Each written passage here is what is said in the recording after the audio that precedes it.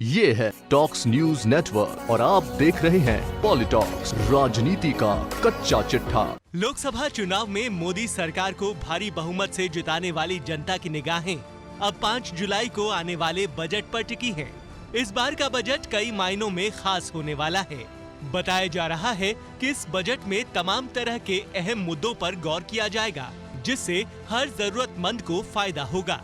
Budget को लेकर लोगों में उत्साह इसलिए भी देखने को मिलता है क्योंकि इसका असर हर इंसान की जेब पर पड़ता है। बजट 2019 को वित्त मंत्री निर्मला सीतारमण पेश करेंगी। ये पहला मौका होगा जब कोई महिला वित्त मंत्री बजट पेश करेंगी। हालांकि इंदिरा गांधी भी वित्त मंत्रालय का जिम्मा संभाल चुकी हैं, लेकिन प्रधानमंत्री होते हुए उनके पास वित्त मंत्रालय का अतिरिक्त भार था। वो पूर्णकालिक वित्त मंत्री नहीं थीं। बजट पेश करने से पहले निर्मला सीतारमण ने पूर्व प्रधानमंत्री मनमोहन सिंह से भी मुलाकात की है। बताया जा रहा है कि बीते 28 सालों में ऐसा पहली बार होगा जब बजट पेश होने के दौरान मनमोहन सिंह वहां मौजूद नहीं होंगे, क्योंकि इसी माह मनमोहन सिंह का कार्यकाल समाप्त हो रहा है।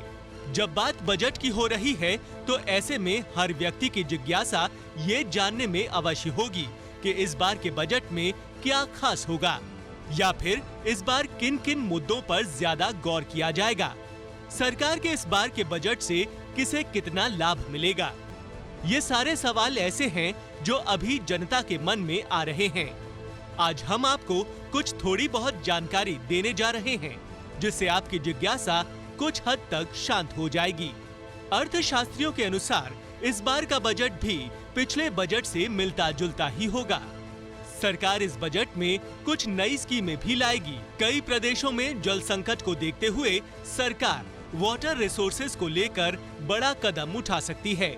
इसके अलावा सरकार का सबसे ज्यादा ध्यान हेल्थ और एजुकेशन पर रहने वाला है। पिछले बजट की तरह इस बार भी आयुष्मान भारत योजना की तरह इस बजट में भी स्वास्थ्य सेवाओं में सुधार के लिए सरकार कोई स्कीम ला सकती है।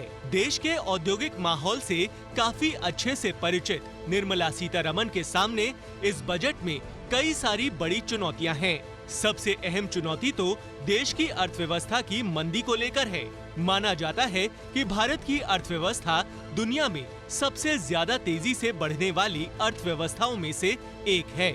नोटबंदी और जीएसटी जैसी समस्याओं को झेलने के बावजूद ये वापस अपनी गति में आ गई है। भारत की अर्थव्यवस्था को इसी गति में बनाए रखने के लिए वित्त मंत्री को भरसक प्रयास करने होंगे। इस समय देश में बेरोजगारी भी एक गंभीर समस्या बन चुकी है। ऐसे में वित्त मंत्री के सामने जीएसटी से लेकर युवाओं के लिए नए रोजगार के अवसर लाना एक बड़ी चुनौती होगी। अर्थव्यवस्था में सुधार के साथ कृषि व्यवस्था में भी कुछ वित्त मंत्री को गौर करना होगा। इसके अलावा इस बजट में मैन्युफैक्चरिंग सेक्टर को भी बढ़ावा दिया जा सकता है, जिससे टेक्सटाइल के मामले में भी देश आगे आ सके। हालांकि चुनौतियां तो निर्मला सीतारमण के सिर पर पहाड़ के तौर पर हैं, लेकिन अब ये तो 5 जुलाई को ही समझ आएगा कि ये बजट देश की जनता के लिए कितना लाभकारी साबित होगा। पॉलिटॉक्स ब्यूरो। ये है टॉक्स न्यूज नेटवर्क और आप देख रहे हैं पॉलिटॉक्स, राजनीति का कच्चा चिट्ठा।